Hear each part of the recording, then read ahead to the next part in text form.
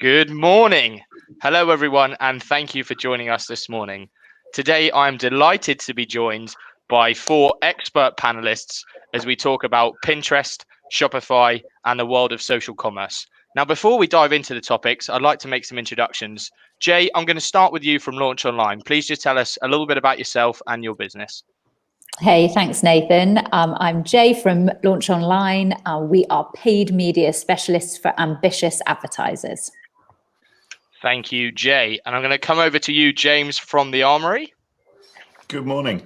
I'm James Davey, one of the strategy directors here at The Armory. We are a strategy, creative and marketing agency focused purely on the world of e-commerce and retail here in the UK. James, thank you. And over to you, Martin. Hi, I'm Martin Machinandiarena. I won't hold it against anybody who can't pronounce my last name. But I work at Pinterest and I head up the small and medium business organization for Europe. Martin, what I will say is I saw Shimona disappeared there. Just as I was about to get her to do your last name, she ditched us and essentially bottled it. So Shimona, let's come to you last. Thank you. Hi, everyone. My name is Shimona Mehta. I'm the managing director for Shopify in EMEA. Guys, let's get straight to it. For those that are listening, please do ask your questions, keep them coming in, and we'll do our best to answer them. But what an announcement from Shopify and Pinterest in the last couple of weeks. Hugely exciting news that Pinterest are really embracing social commerce. And I guess that leads us on to our nice question. I'm going to start with you, Martin, as our newest guest to the panel. Give us the lowdown. What's been going on in the last few weeks with yourselves and Shopify?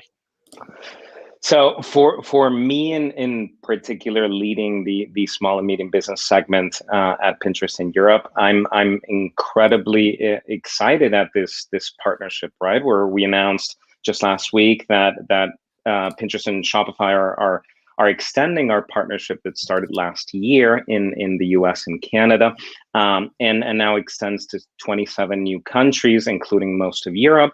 And the idea is to be able to empower the 1.7 million Shopify merchants around the world to have an easy way to be able to bring their products to Pinterest and to turn them into product pins. Very exciting. And Shimona, from your side, from Shopify, obviously a hugely exciting announcement to be able to work closer with Pinterest. Tell me a little bit more about what it's been like at your end. Oh, this is so exciting. We've talked about this before. Our goal is to remove barriers from merchants and independent businesses to be able to create, run, and grow their businesses.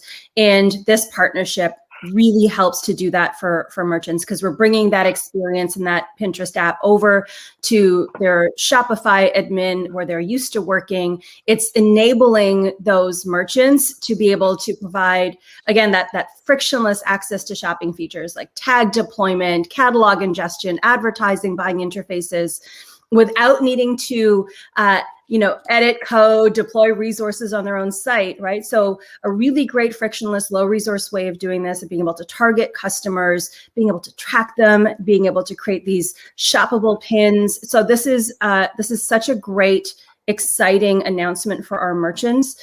Again, continuing to be able to reach their customers wherever they are. I mean, Jay, I was going to say, try and follow that. Essentially, for your clients, what does it mean to those that launch online? Obviously, a hugely exciting announcement, not just for Shopify and Pinterest, but for all of the agencies attached to this as well. Tell us a little bit more about that. So, people have been used to using Google as a channel on Shopify. Once Facebook was added, and now Pinterest, again, this amazing experience where both the merchant has got a seamless experience of being able to take their products, put these onto these social channels, make them shoppable, but also for the buyer, there's going to be more choice, the ability to be able to go straight to the product, pin the product, make it a much more frictionless experience. So it's helping both the merchants and the end users, which is a win-win situation. Now, JD, social commerce is talked about a lot and seems to be in a bit of a buzzword over the last 12 months. What does social commerce really mean to you? Well, I suppose social commerce for me is the ability to people to shop in an environment they're comfortable with. So ultimately, the piece that I think we often come back to on some of these calls is, and some of these sessions, is that lots of brands try and pull people away from the channels in which they're comfortable in living. because it is where they spend a large amount of their time. So the bit I'm loving about social commerce, or social shopping, or whatever the term is at the moment that's kind of going around, is that they can browse and do what they're really comfortable with. In Pinterest, they can curate a portfolio, they can design a look, they can do what they need to do. But that ability to then go, right, actually, I want those. I don't have to break out of my space to purchase. And it comes down to that beauty of frictionless behavior, which should benefit advertisers and the platforms, but also really makes it super simple for brands. Very much so. And Martin, let's come back to yourself. I mean, the practice of buying directly from social has been big in China and out in Asia for a long time now. However, this is fairly new to us in the UK.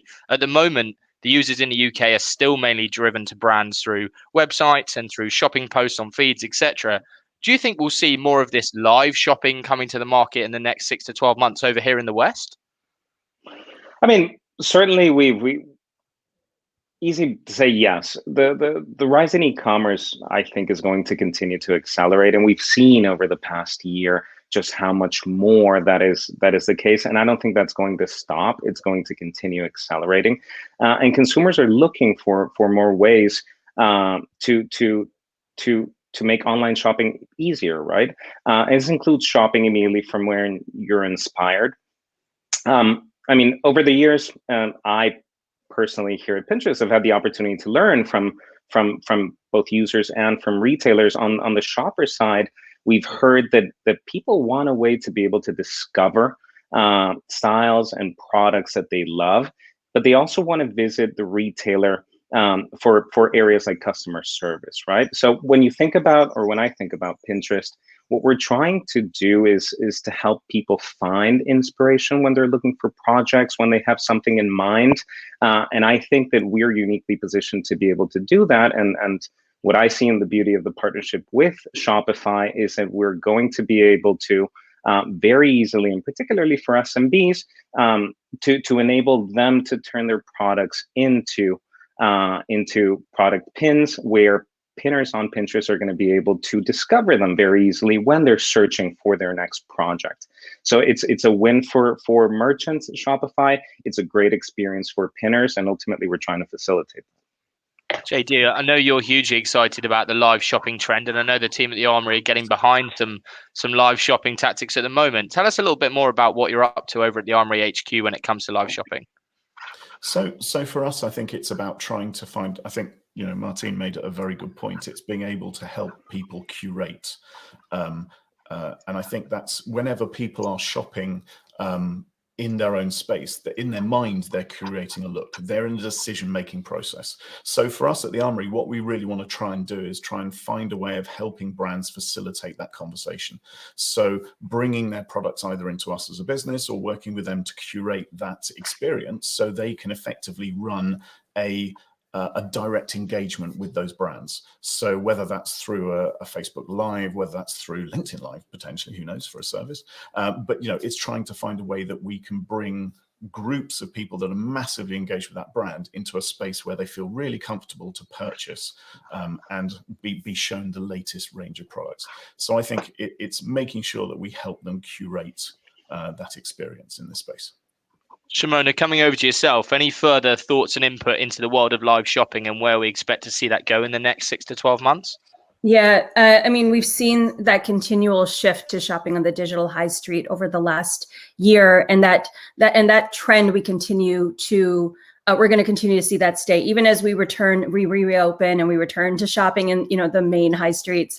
The digital high street is going to continue to grow, and which means continuing to find and consumers where they are, but consumers also looking to discover brands digitally.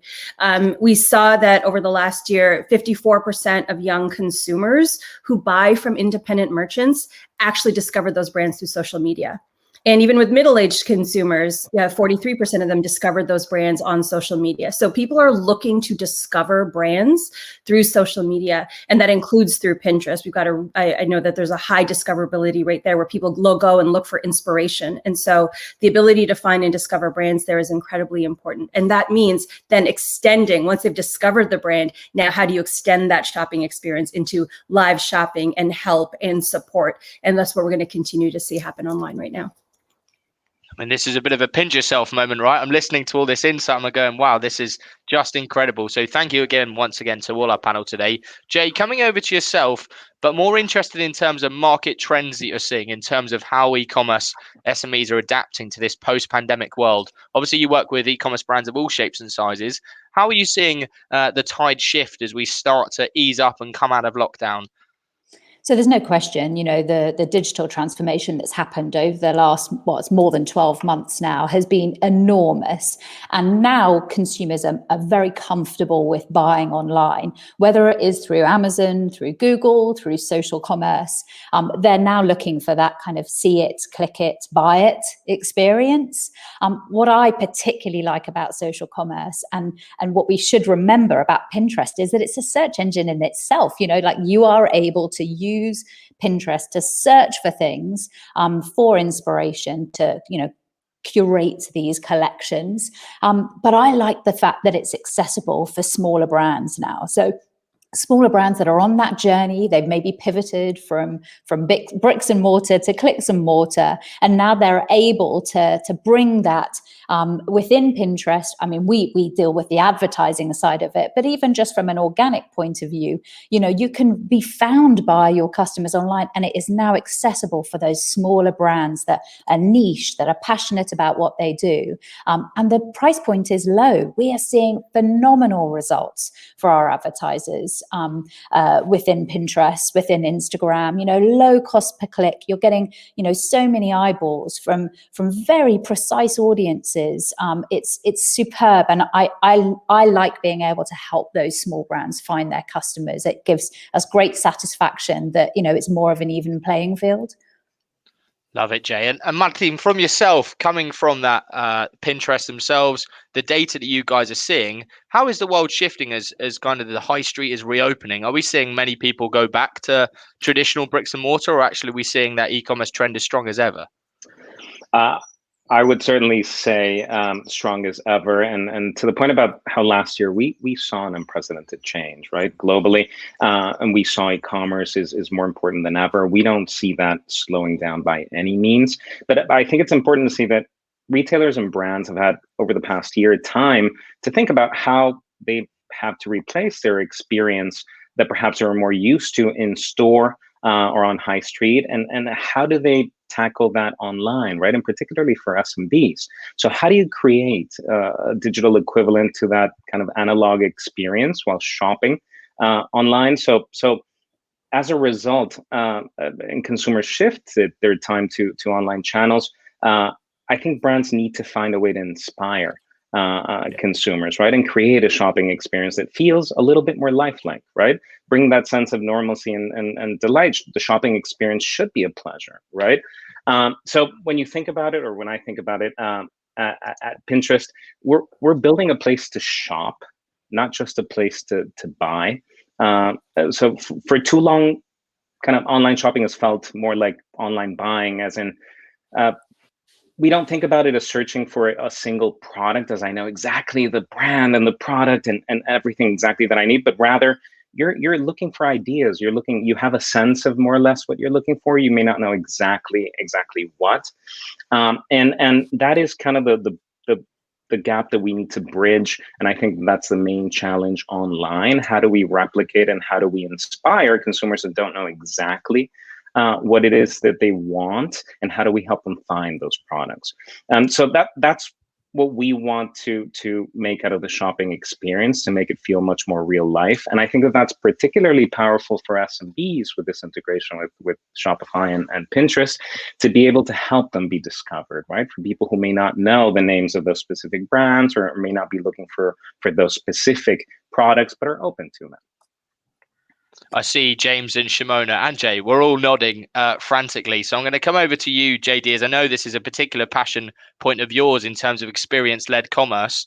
Yeah. Do you have brands, obviously we've talked a lot about experience-led commerce, we're finally going back out. Have you seen brands adapting it, or actually are they still too far behind the trend and need to catch up?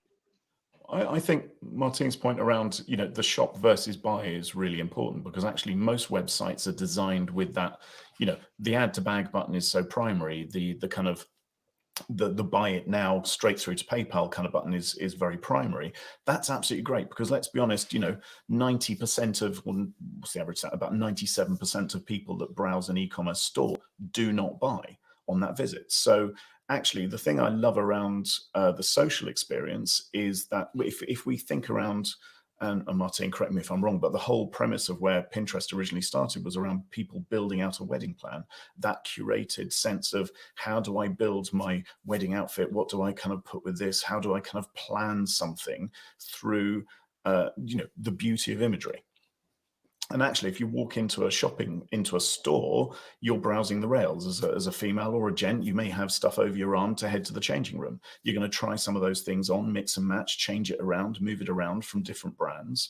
And I think the problem we've had with some of the department stores in the industry is they haven't recognized that ability online to pull together content and information that inspires that user to shop, not necessarily buy, which is, and they have really been in the best place to do it originally, because they are across multiple brands. That's their entire business. And I think the social channels are now chomping at the bit where I personally believe, will start to take away that department store mentality. And actually people can do the same curation, but with a much vaster and wider set of products that can truly give them what they need, rather than a pre-curated merchandiser driven, same as the other store 20 feet down the road conversation.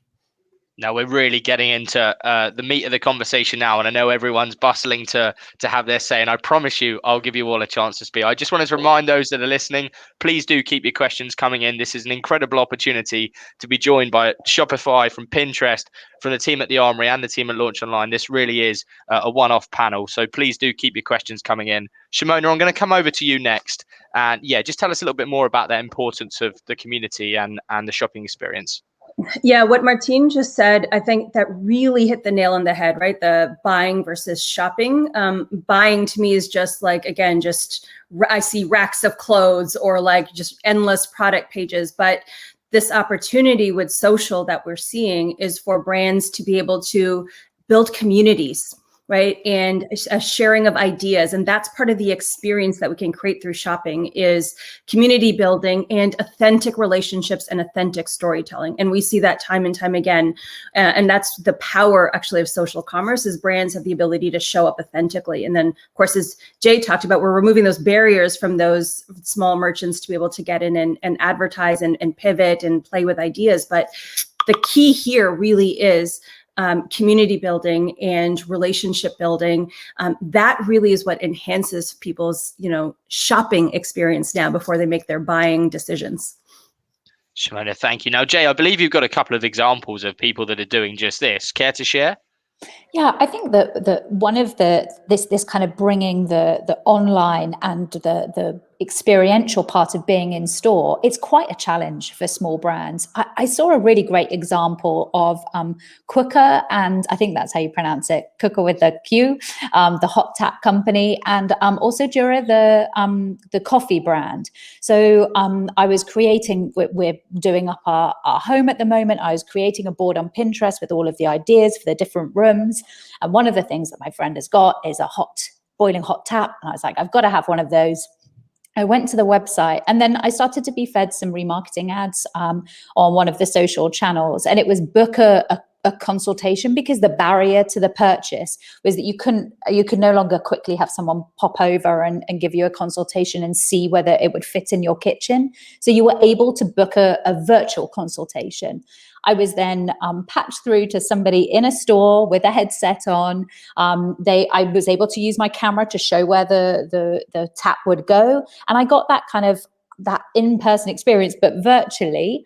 And then they sent me a quote and I was able to go on and purchase it. The same with the coffee store. And, that using that video technology was really good. It enabled me to, again, it reduces the friction. I felt I still had that human element of it where you need a kind of conversation before you make the investment. And I just thought that those brands were doing that really well. And I'd like some more of our retailers to be trying that.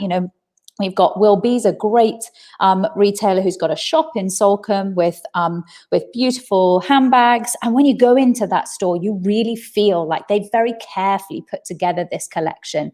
I want more of that to be coming on with that online experience. So I think that there's some good brands leading the way there. Thank you, Jay. Martina, I'm keen to come to you around this SMB accessibility point that we touched upon earlier. Anything else you can shed on that for us? Yeah. Thinking about SMBs, something that I think is important to keep in mind. So people come to Pinterest, as we talked about, with a purchase mindset, right? With a project in mind, with something that they're trying to find a solution for, right? They're open to discover new products and services they try, but they haven't decided on that specific brand or that specific product. A really important thing to consider is that 97% of all searches on Pinterest are unbranded and just consist on a couple of word queries, right? Which means that the majority of consumers aren't typing specifically the brand or specifically the thing that they're searching for, right? And when you bring that back to SMBs, that's actually an incredible opportunity for SMBs that maybe don't have that same brand recognition, aren't as known as bigger brands, but have that opportunity due to the relevancy of their products to be able to be discovered, right? So think about it. And I'm going to use a personal example, right? During the past year, I became incredibly focused on my home. I spent so much time here that looking for details, right? So if I'm looking for a shelf to put on the background where I can keep my pin, I have no idea what the names of the actual brands that I should be looking to necessarily are, right? But I do have a sense of what it is that I'm looking for. And that's a unique opportunity for SMBs that enables them to be discovered in a way that maybe wouldn't have been as possible before. And landing that into numbers, consider that 83% of weekly pinners actually make a purchase or made a purchase based on content that they saw from brands that they discovered on Pinterest. So that's incredibly powerful for SMBs. Mm. Folks, we've just had a question coming in terms of somebody asking, Pinterest seems like an untapped opportunity and we're excited to hear the relationship with Shopify. However, people are still curious as to know, how do we get the best out of the Pinterest platform? Now, Martina, it seems sensible that you would answer this. However, that's far too straightforward for this show. I'm going to start with you, JD, in terms of from your side. Actually, Martina's probably got all the standard answers, but I want to know from the rest of the panel as well, how can we get the best out of Shopify in your view? Shopify or Shopify and Pinterest? Shopify and Pinterest. Otherwise, poor... Okay. Time we get to Jay, she'll be done because you guys would have given all the answers. I think the bit I find really interesting about the relationship and where you'd start with this is making sure that your content is searchable within the Pinterest platform, and that's the bit which I think this coming together makes SMBs so easy to do. And let's be honest, SMBs are actually the ones that I believe are going to make the best use of this platform and be the ones that truly will succeed with this platform. And I think getting that content into Pinterest is the first kind of piece, and this makes that happen. I think from a understanding where it sits in the decision-making process of that journey, I think Martina's pretty much answered that. From it sits very much in that research consideration, giving your brand a visibility that you may not ever have been able to be presented to that customer before.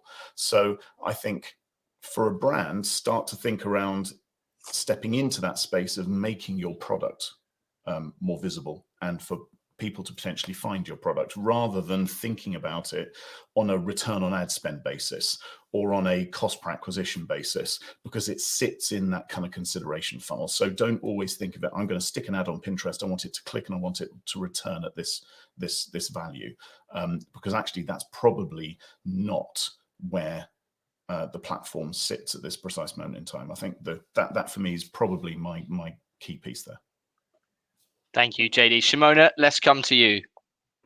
Yeah, actually, Martina and I had chatted earlier this week, and the team had shared some incredible stats with me. I know you talked about the conversion, but what I think is really great and powerful about this, and why it's an opportunity for SMBs particularly to really tap into, 97% of the top searches in Pinterest are unbranded and consist of 2 and 3 word queries, which means people are coming there to explore and to discover brands, and they don't necessarily have a specific one in mind, which means equal opportunity for brands of any size to be discovered and to reach out and to connect with these consumers who are actively looking to discover and to be inspired.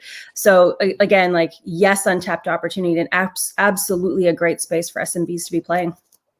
Thank you. And Jay, coming to you, how are brands going to be getting the best out of Shopify and Pinterest?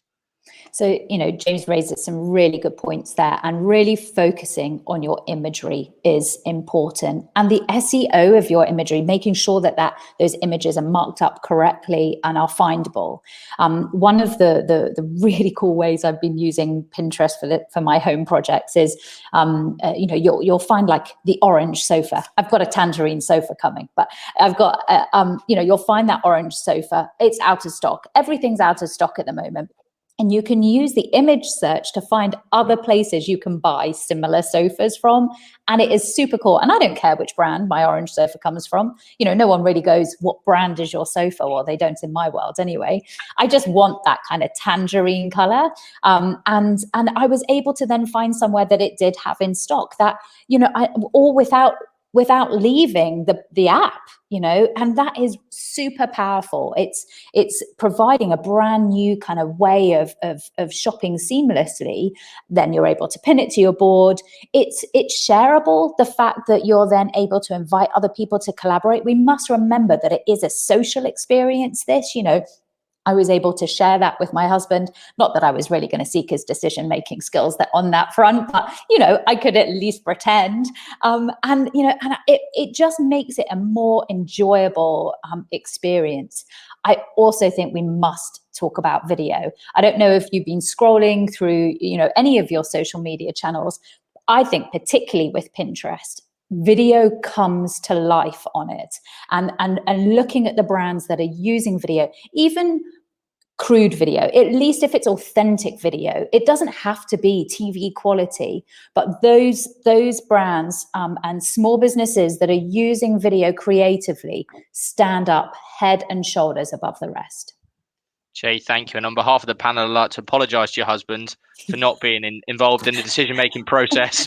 But Martine, I'm going to come to yourself. What other features are available within Pinterest that perhaps Shimona, James, and Jay haven't covered that merchants should be aware of? Because actually it's an incredible platform, yet many people aren't necessarily aware of all of its capabilities. Yeah. I think there are three really exciting things that the partnership with Shopify enables, particularly SMBs, to be able to do easily, which is the key, certainly for me, that we're trying to make it easier for SMBs to have access to the kind of solutions, tools, products that historically were more reserved to larger brands with huge marketing teams and very large resources, right? So when you think about merchants, they can now very easily sign up and create a business profile, right, on Pinterest, claim their website, and start saving content. They have access to analytics to see what's resonating with pinners. They can upload their products to catalogs to create product pins to be able to boost that discoverability really, really easily, which was something that was technically complex before. And those product pins will be able to display price, availability, the product descriptions, and link directly to the shops, right? And then they can even further easily boost those product pins with shopping ads to be able to give them more distribution and hopefully get them in front of people that are searching for products like those, right?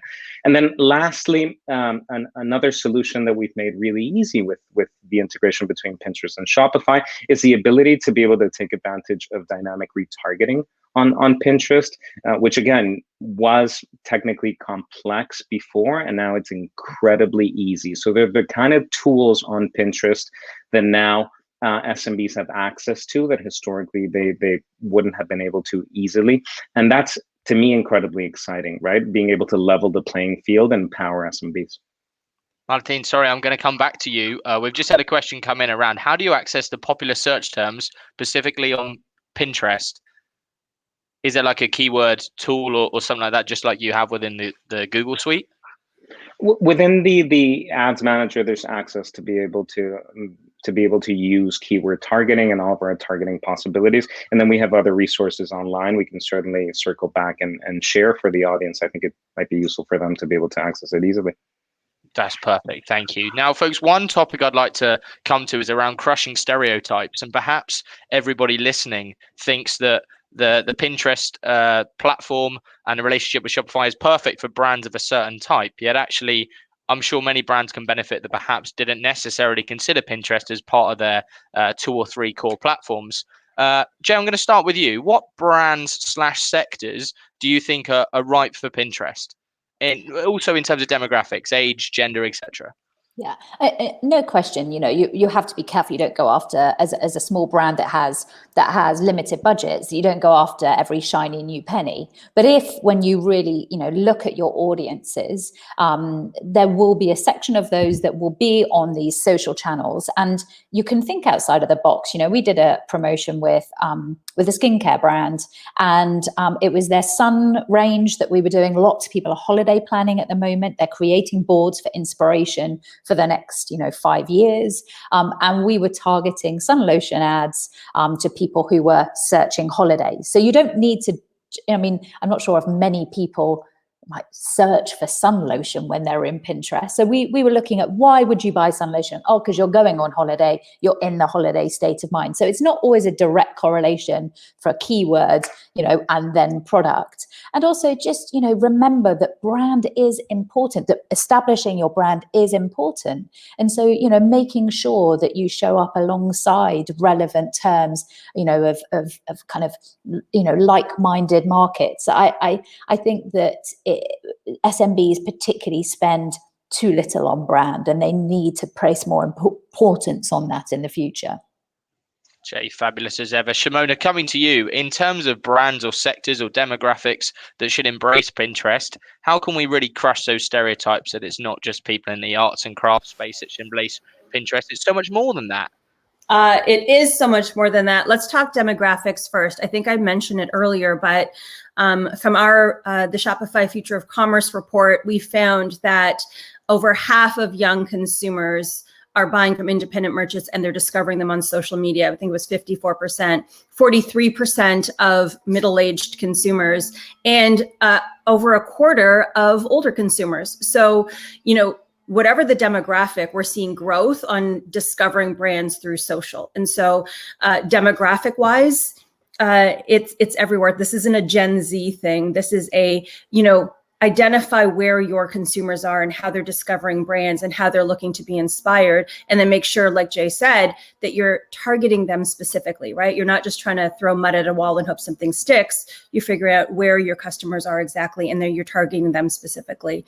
And we know, and Martine can probably talk better to this, fashion, cosmetics, home and garden, and all of these massive, huge, and vastly growing verticals are all, a perfect space for small merchants to be capitalizing in the Pinterest space. JD, coming to you. Sorry, I always come to you last. I'm going to come to you first next time. But JD, anything to add in terms of verticals and spaces and any other opportunities that if merchants think slightly outside the box, actually Pinterest could be a great channel for them? I think just think around where people are in that decision-making process when using Pinterest as a platform in terms of where it's traditionally been positioned. I've looked on there for a how-to guide, how to build a pizza oven. So, there is literally everything on there. It was a very fine how-to guide, I might add. But it is, I'm looking for legs to my next table project, for example. I'm doing, I'm building a new set behind me, for example. I'll use Pinterest to curate it. The one thing we forget is most creative agencies, when we're doing branding and packaging work for a client, we actively use that platform to find examples of other things that clients may like or use as mood boards. It's one of the best mood boarding tools that we have in our arsenal as a creative agency. And for all our team in the background searching this, I can guarantee one of them's bought at least 2 or 3 bottles of gin, researching on Pinterest gin bottle designs. So, don't be closed to the opportunity of it being a a fantastic resource for getting your creative experience out into that customer. I think video is a lovely piece to touch on again with Jay. I think video is something which I haven't historically seen Pinterest being pushed into as much until more recently, which I think is fantastic. Martin, I just want to come to you on a topic that's been raised by the audience around buyable pins. There seems to be a topic in the US, but are we going to see that come over to the UK, or maybe we've already seen it? So I think the most important thing to think about is consumers are looking for inspiration and discovery as part of shopping, right? So we are focused on the inspiration side of shopping for now, not the transaction, right? And if you think over the years, I've had the opportunity to learn from users and to hear what retailers want. So we've heard on one hand, shoppers want a way to be able to discover styles, to discover products that they love, but they also actually want to visit the retailer, right, and have the experience on their shop, right? And this is why we actually replaced the buy button with shoppable product pins. We found the best buying experience was to facilitate, right, personalized discovery, and then with one click, be able to go to the retailers, right? What we've heard on the other hand from retailers is that they want to own the relationship with the shoppers, right? And also to make it easy to check out with multiple items, which is something you can't do easily in other platforms. So all of these conversations are constantly evolving, but we're excited with the current strategy about focusing on inspiration, and we think that Shopify ultimately is uniquely positioned to be able to focus on the transaction. JD, I'm just going to come back to you on live shopping. Again, got some questions from the audience around, really interested to look at live shopping. Is there a tool or something you recommend to kind of allow them to dip their toe into that live shopping environment? Yeah, there's plenty. At the moment, look across the Shopify App Store. There's probably a new live streaming app popping up every month or so onto that platform. There are some. There's BAMuser, for example, is one that's very well recognized in the industry that connects people into that kind of space. And there's a number of others that you can very easily connect into at various different price points. Some, you have to pay $490 a month for an entire collaboration suite. So therefore, you've got someone that can manage the comments. You can publish different sections on your site with events. But to be quite honest, you can use something such as Restream, which is a platform we use. It's very similar to the one we're using today called StreamYard, where you can physically use your mobile phone, get on there. You've got all the comments aggregated from YouTube, LinkedIn Live, Facebook Live. Whether people still use the platform that Twitter created, that's beside the point. But there are various different channels that will aggregate that data for you. Don't try and boil the ocean using a horrible consultancy phrase. Try and start, especially as an SMB, start small. There's no issue. The barriers to entry are tiny now.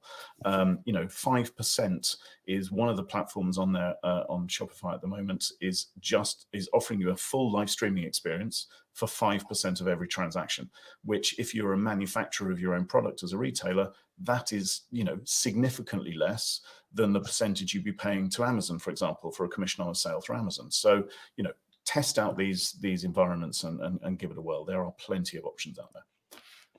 Shimona, I'm conscious that you won't be able to recommend an app as such, but actually anything to add in terms of the Shopify and live shopping conversation? Here I am talking on mute. Actually, I thought that JD covered that really well. No, you know what? I'm actually not going to add to that because I thought that was great from JD. JD, round of applause, everyone. Great effort. And he was going to do that. His wisdom is unparalleled. The Oracle. Okay, so we're going to come to social commerce and around Omnichannel. Now, it seems amiss of us not to plug the next LinkedIn Live we've got with Shopify, with Launch Online, and with the Armory, which is all around Omnichannel marketing, which is coming to you on Thursday, the 27th of May from 1 till 2. And we're hugely excited to talk more about Omnichannel, but actually just understanding where does social commerce fit into this? Omnichannel is this buzz term that everyone's talking about that we can't get away from. In this ecosystem of terms and phrases and jargon, where are we going to bolt social commerce into this? And Jay, I'm going to come to you first. I think it's important that we remember with social commerce that it is an engagement platform, that there are kind of some some things that you can do with social commerce that you can't with some of the other channels. You know, you can engage with your followers, you can have conversations, but you can also listen. You know, you make sure that you listen to what people are saying about your products. I've seen some great examples of asking for feedback on new product inspiration. You know, not just be about broadcasting, but more about engaging and building those followers. You know, I like Martin's point about not just, you know, it's not just about buying, it's about inspiring, about developing, creating a community. I also think that, you know, the ability to leverage within social commerce, you know, the Facebook groups, for example, that are really driving some online sales. And again, listening to what they say about your products. But ultimately, it's one customer, and that customer is across multiple channels. And we do need to remember that. You know, I constantly have conversations with our SMBs about not just reporting by channel on what results are, but looking at the overall omni-channel experience, the fact that you've got different tools to be able to speak to your audience, to be able to promote your products, and not just concentrating on Pinterest generates this, Facebook generates that. It's not about that. It's about looking at your overall e-commerce strategy. JD, a lot of nods from the panel. Jay, a lot of nods from the panel. Shimona, I'm going to come to you next on that. Tell us a little bit more about how omnichannel can really bring that customer journey all together. Yeah, and Jay, that was a perfect setup, because I think, you know, that buzzword omnichannel is annoying, but really what it means at the end of the day is creating that unified customer experience. And as you said, right, it's still one customer, and we don't want to just, you know, land in like corporate jargon, but like we're using different channels to reach the same customer depending on their journey. And so step one to me is always map your customer's journey. How are they interacting with your brands in different channels? And you may be using a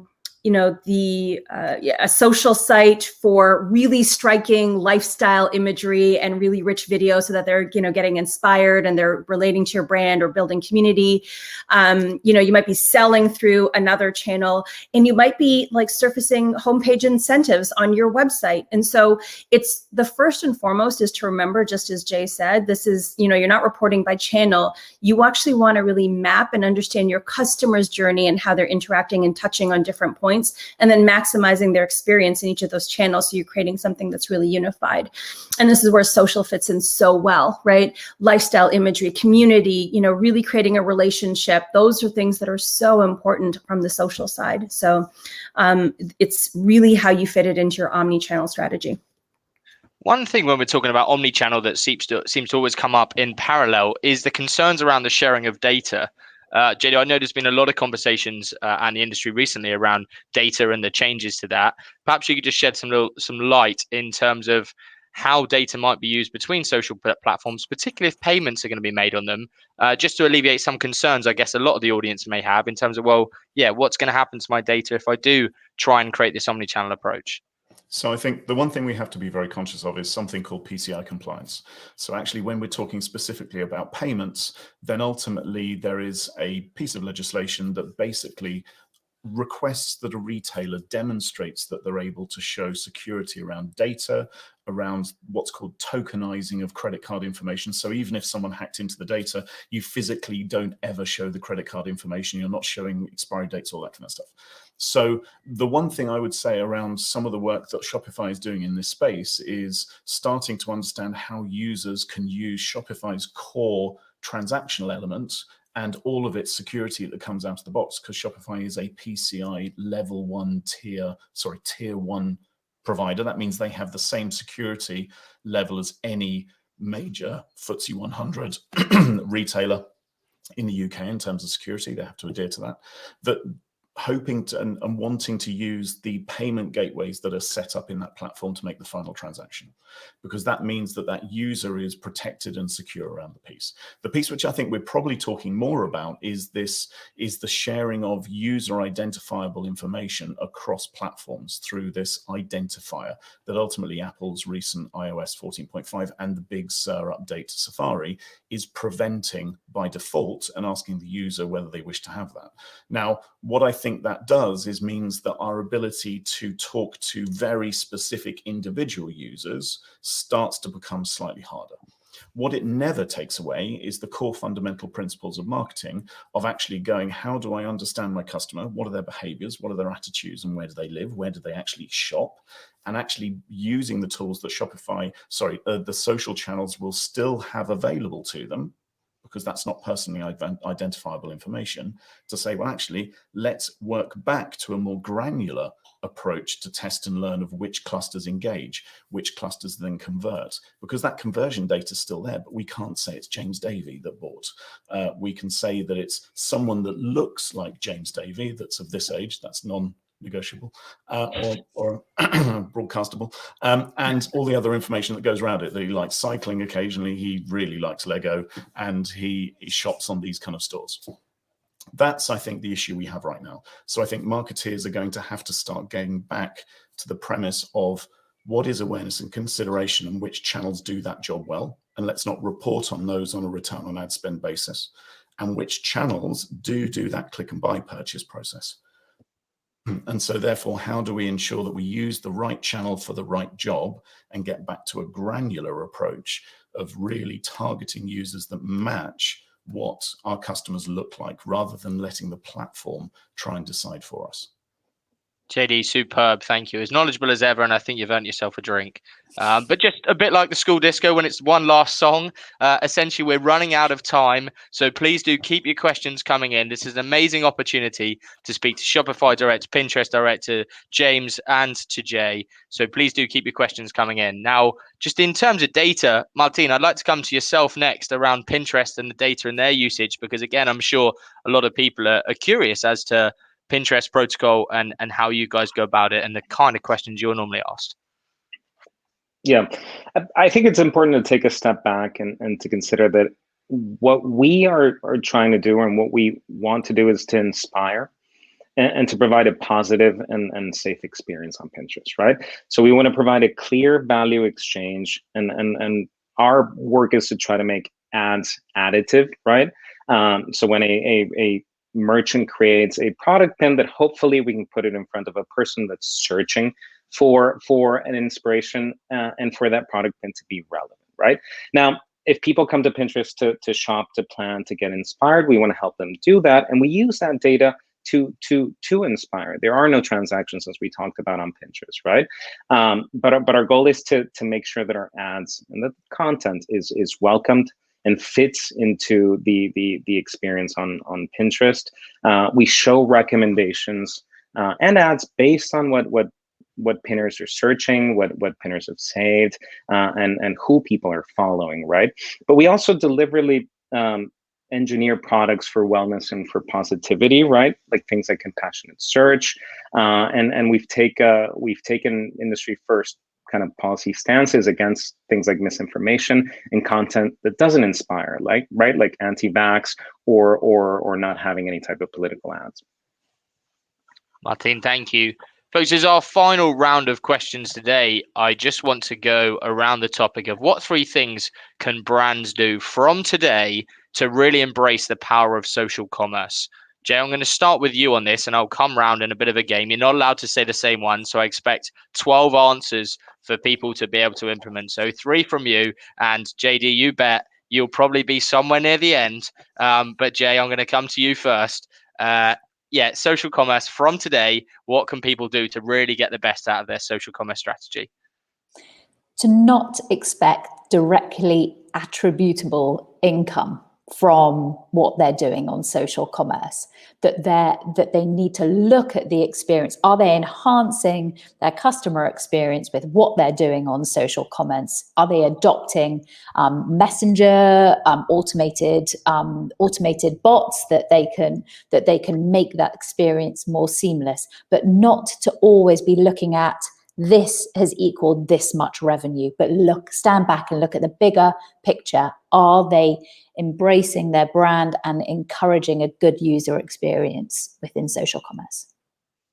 Jay, well played. Martin, I'm going to come to yourself next as our newer member of the panel. For yourself, what is a couple of things that people can take away from today to really level up their social commerce strategy?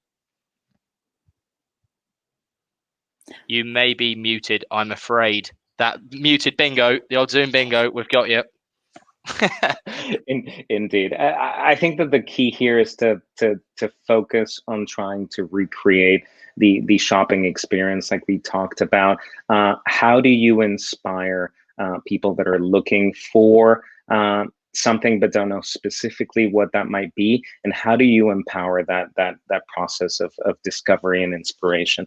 And that ties into the tools that we talked about, right? That the partnership that with Shopify enables, with quickly being able to create product pins and giving distribution to products. But it's always keeping in the back of your mind as a merchant, how can I become discoverable? How can I inspire people? And how can I improve that shopping experience? So it's not just a transaction, but rather it's a fun and it's an enjoyable and inspirational, hopefully, journey. Martine, thank you. Shimona, coming to you. Yeah, first and foremost, I find I end up saying this a lot. Social is not the intern's job. So first, actually make sure that you're putting the right resources against this, right? Like the days of like your youngest employee or your intern being the person to build it for you is gone, right? This is complex and requires good analytics and agility and leadership. So first and foremost, make sure you've got the right expertise and resourcing put against this, because this is important. Number two, what really stems from that is like, make sure you understand your customer's journey, right? So make sure you're leveraging data and you're mapping your customer's journey so that you're then leveraging social in the right way. And then lastly, I say from that is be agile, right? Experiment, play with things, measure quickly, and then be willing to pivot and play with how you're telling your story. The basis to that, though, is to make sure you're authentic through it, but make sure that you're really, really agile. This is a space where you don't need to spend, tens of thousands of dollars for every piece of content you put out. Like, play with some ideas, put something out, measure it, and then pivot really quickly. Shimona, thank you. And JD, finish us off on this one, please. Three things. Three things. Plan your content. So 70-20-10 rule. Plan for 70, react to 20, and just play around with 10% of what you can do. Leverage your story. So it comes back to that owner-founder piece. Some of the best content I've seen from small and medium-sized businesses is they leverage their heritage and their story to make it unique and make it authentic. Lucy and Yak is a perfect example. They've had live Facebook streams. The quality's not amazing. The audio's good, but they're loving their product. They're being so animated about it. The last thing is don't overcomplicate it. We've got an iPhone or a mobile phone device in every pocket of every user in this world. So try not to do it, says he with 4K cameras sitting in front of him. But ultimately, don't overcomplicate it. You can do it. Use a Restream, use an app off the Shopify store, use Pinterest, use the platforms that are there for you. They're low cost of entry. So in essence, I probably need to check with the lawyers before I say this, but just do it. JD, spot on as always. Thank you. Now, for those that are listening that have been really buoyed by today's conversation and understand the importance of Pinterest in their digital strategy, Martine, for yourself, how do they reach out to the Pinterest team? I know the Shopify support team is absolutely phenomenal. Guessing Pinterest similar, they can just reach out and speak to someone to help them get set up. Correct. It's very easy through the UI for any advertiser or any merchant, right? That integrates with Pinterest through the partnership to get started, and through there, advertisers or merchants can request to have a contact with our sales team, and likewise through our business site, from anyone's in Europe or even our central one. You can request for somebody in my team to reach out to lend a hand. So it's very easy to do. Again, from the lens of trying to make it incredibly easy for SMBs to thrive and to inspire people to discover their products. Martine, thank you. Folks, this just leaves me to thank Martine in particular, Shimona, as well as always, James and Jay. Another fantastic session, and like a child in the fairground, sadly the fairground's closing. We've had our last ride, but thank you so much for everyone's amazing input. Thank you to those that have joined us. I hope you've enjoyed it. As always, we'll be back in a few weeks' time as we go again on Thursday, the 27th of May, 1 till 2, to talk all things omnichannel. So please do join us. But for now, from Shimona, Martin, James, Jay, and myself, thank you and good night. Thanks, everyone.